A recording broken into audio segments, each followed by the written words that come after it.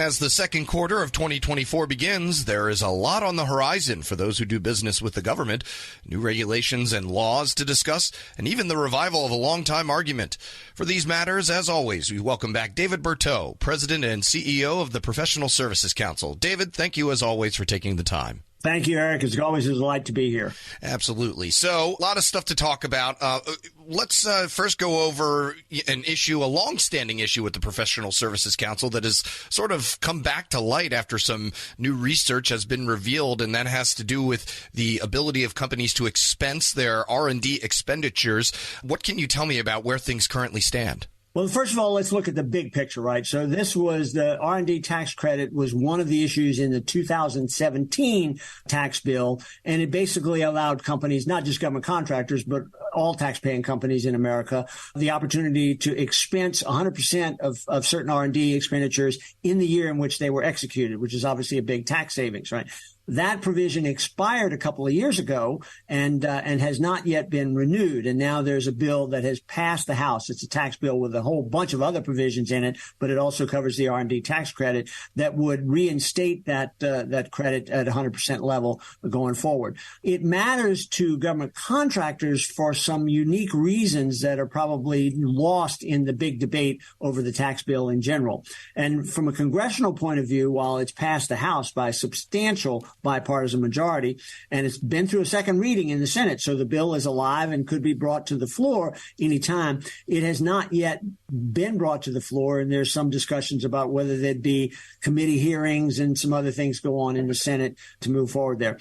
Where PSC comes into play and where our members have the most at stake here is on the government contracting side. And there's a unique aspect to this, and we'll have a letter up to the Hill on this, which we will provide you a copy of so you can put a link to it on your website there, that for companies that are bidding on government contracts, if you as a company, as part of your proposal, maybe in advance of a solicitation or after the solicitation has been issued while you're developing the proposal, usually given the short timeline to turn around a response to a solicitation, you'd have to be doing this ahead of time.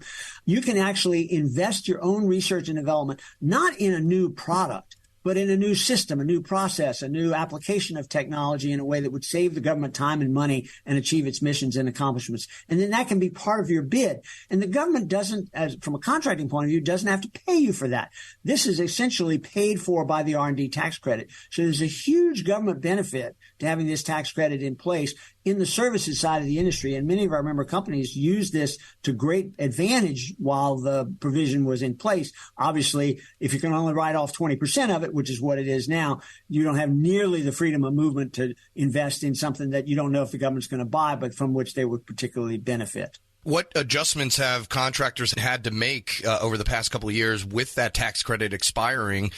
Well, the year it expired in 2022, companies were still implementing it on the assumption that it would be renewed. And when it was not, what we had was a number of companies who had to write a pretty substantial check to the Internal Revenue Service because of taxes that they owed after the provision expired for expenses they had already incurred. Once you incur those expenses and write that kind of a check, in some cases we had companies writing checks of over $1 billion to cover the tax impact of this.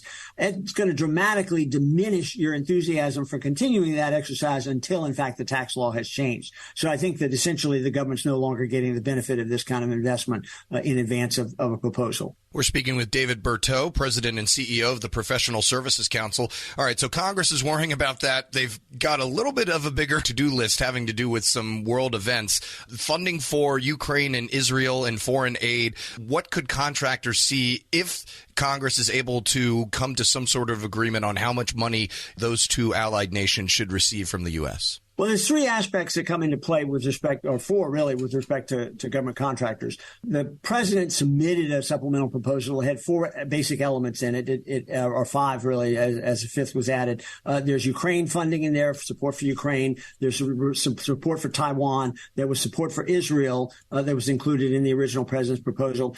And there was actually some supplemental involving emergency disaster relief, right? That's largely by the wayside now. Although there's a new disaster, the Key Bridge in Baltimore, that while there hasn't been a proposal submitted, there's certainly a possibility of adding it to that kind of a vehicle. There's now about $3.1 billion in the administration request for the submarine industrial base. You may have seen recently a report that the DOD had done, or the Navy had done, a 45-day sprint of an assessment of their shipbuilding, and they found that ship deliveries were much further behind schedule than had been previously reported. I don't know whether they knew about it or not, but they weren't acknowledging them publicly. But the submarine industrial base is a particular one where a lot of effort has been being placed. The new agreement with Australia and the UK, the AUKUS agreement, right? Australia, US, and UK agreement to bring Australia into the nuclear submarine business, which really complicates Chinese thinking as much as it does help any particular country, does need more capability in the US. And so I think that's a piece of it there. Obviously, the events over the weekend with the attacks on Israel complicates things a lot, and we don't know what Congress is going to do here. What we're focusing on, though, is those areas where, in fact, the requirement is stable, the funding levels are clearly there, and the absence of providing that funding can have deleterious consequences for our foreign relations, both in Ukraine and with respect to China and the Pacific, as well as the submarine industrial base. So we're looking at what we can do at PSC to support the early enactment. It's already late, but anything now is earlier than later, right? Early enactment of that supplemental legislation. There's a lot of funding in there that would flow to our government contractor members. And I think this is a key point. A lot of people are looking at this as a gift to another country. The vast majority of these dollars are going to be spent in America, go into companies, pay workers here, pay taxes here, R&D tax credit, taxes included, as we talked about earlier. And so I think that's the issue that really needs to be looked at, and time is not on our side here. Up for congressional discussion as well is a bill that would potentially give contractors more autonomy over who they could hire for said government contracts. That's Nancy Mace's Access Act. I imagine that the PSC has something to say about that, David.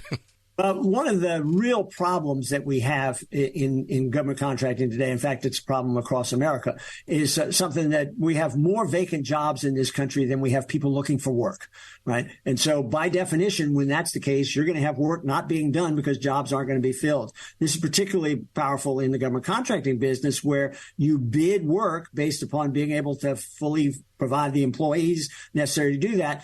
Eric, every time I meet with member companies in any kind of a group, and I did it twice last week, and I say, raise your hand if you have all the workers you need. And in the last 4 years that I've been asking this question, not a single hand has ever gone up. Right. This is a real problem in the government business. And it's not just the lack of revenue. It's work that's not being done. It's important work. Right. So one of the barriers to this is, in fact, many contracts have a labor category requirement, a degree, years of experience, et cetera, which may or may not bear a direct relationship to a person's ability to do the work. But it is necessary to comply with the contract.